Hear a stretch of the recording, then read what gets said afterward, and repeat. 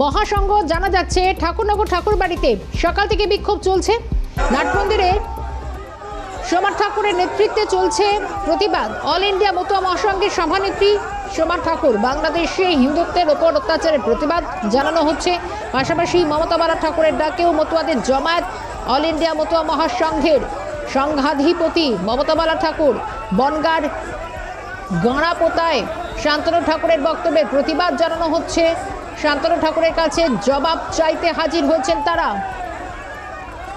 সরাসরি এখনকার ছবিটা জানার চেষ্টা করব। জ্যোতির্ময় চক্রবর্তী রয়েছেন আমাদের সঙ্গে। জ্যোতির্ময়, সকাল থেকে দীর্ঘ এই বিক্ষোভের ছবি সামনে আসছে, ঠিক এখন কি পরিস্থিতি?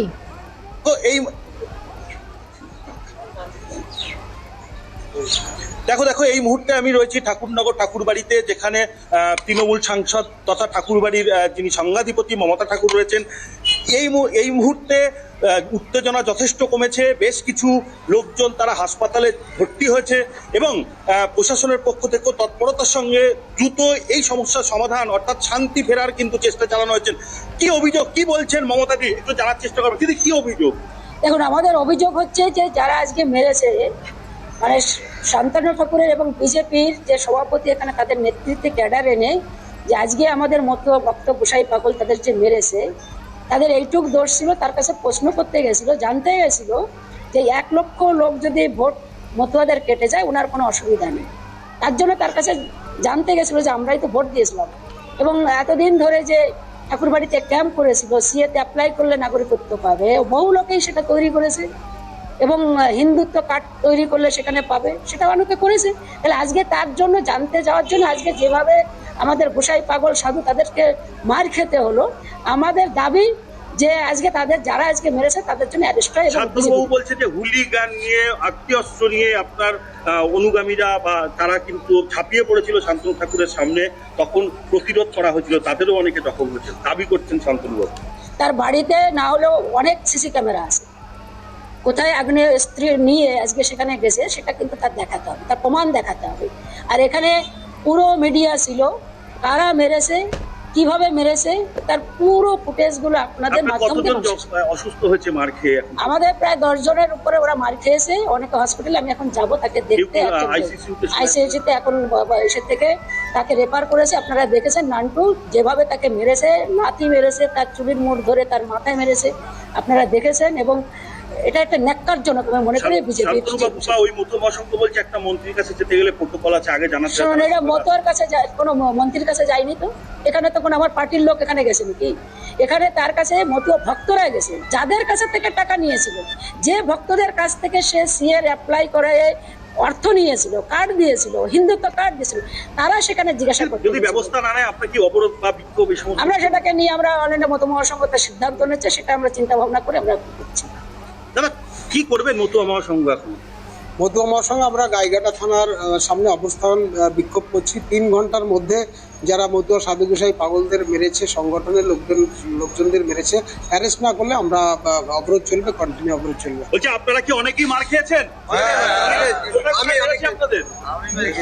কোথায় কোথায় মেরেছে আপনাদের?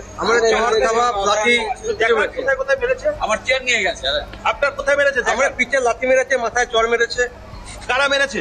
শান্তনু ঠাকুরের সংগঠনে থাকা বহিরাগত। আপনারা কি বলতে গিয়েছিলেন? একদম, আমরা ওখানে দাঁড়িয়ে তার নেতৃত্ব সব হয়েছে, বিকাশ ঘোষের নেতৃত্ব করেছে। বিকাশ ঘোষ ঘরের ছেলে পেলে নিয়ে ছিল, ওর নেতৃত্ব বিকাশ নিজের নেতৃত্ব দিয়ে করেছে। এবং মানে ডাক্তার ওই সুকেন গাইন ও আর তন্ময়, ওরা ওরা লাঠি নিয়ে ঘরের থেকে বেরিয়েছে। হ্যাঁ, ওরা লাঠি নিয়ে নগদ এসেই সবাই। মতুয়াদের জন্য আন্দোলন করছেন, বারবার বলছেন যে মতুয়াদের নিঃশর্ত নাগরিকত্ব চাই, সেইখানে দাঁড়িয়ে শান্তনু ঠাকুর এমন বক্তব্য গাড়াপোতার মঞ্চ থেকে, তারই প্রতিবাদে তো আপনি এখানে জানিয়েছিলেন গতকালই যে মতুয়ার আগে জবাব চাইবে। আর এই জবাব চাইতে এসে মতুয়ারা আক্রান্ত, আপনি কি করবেন? তারা তো আপনার কাছে জবাব চাইবে। দেখুন, এটা খুব দুঃখজনক, মানে আমার জন্য খুব দুঃখজনক, আমার খুব কষ্ট যে আজকে এই প্রতিবাদের যে জিজ্ঞাসা করতে যায় যে আজকে তাদের মার খেতে হলো, এই যন্ত্রণা। আমি তবুও বলবো যে এটা কখনো হওয়া উচিত নয়, কিন্তু এর জবাবটাও মতুয়ারা দেবে আগামীতে।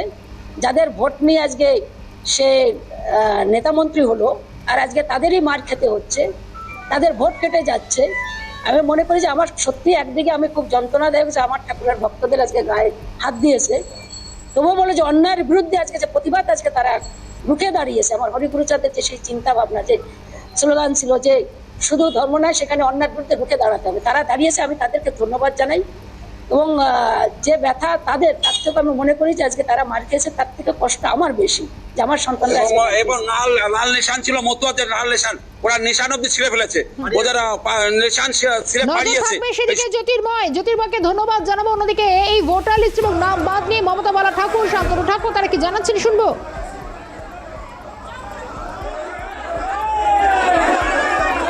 আছে তো সেই প্রসঙ্গটা নিয়ে আমি যদি বলি যদি বাদ যায়, তাহলে আমরা নাগরিকত্ব দিয়ে আপনাদের সিটিজেনশিপ দিয়ে আপনাদেরকে ভোটার লিস্টে নাম তুলবো, সেই বক্তব্য আমি সবসময় দিয়েছি। সেটা কি এই 26-এর ভোটের প্রক্রিয়া সম্ভব? সেটা এত তাড়াতাড়ি সম্ভব কি করে হয়? একটা প্রক্রিয়া তো চলছে। 1 কোটি মানুষকে যদি সিটিজেনশিপ দিতে হয়, সেটা কি 5 দিনের মধ্যে সম্ভব নাকি? নাটকীয় ব্যাপার নাকি এটা? মমতা ঠাকুর একটা সম্পূর্ণ অশিক্ষিত মেয়ে ছেলে, মহিলা, ঠিক আছে, যে কারণে আজকে পুরো অজ্ঞতার সঙ্গে কোনো রকম চালচুলো নেই, একটা ন্যারেটিভ খাড়া করতে হবে, যে ন্যারেটিভ আজকে টিএমসির পক্ষ থেকে দেখাতে হবে, কারণ ওর কটা টিকিট নিতে হবে না। যে টিকিট এখন কার বিরুদ্ধে দাঁড়িয়ে টিকিট নেবে, ওরা টিকিট নিতে হবে, যে কারণ ওর পিছনে কটা ফেউ জুড়েছে, তাদেরই আজকে এখানে উল্টোপাল্টা কিছু হতে পারে। আমি জানি না কি হবে।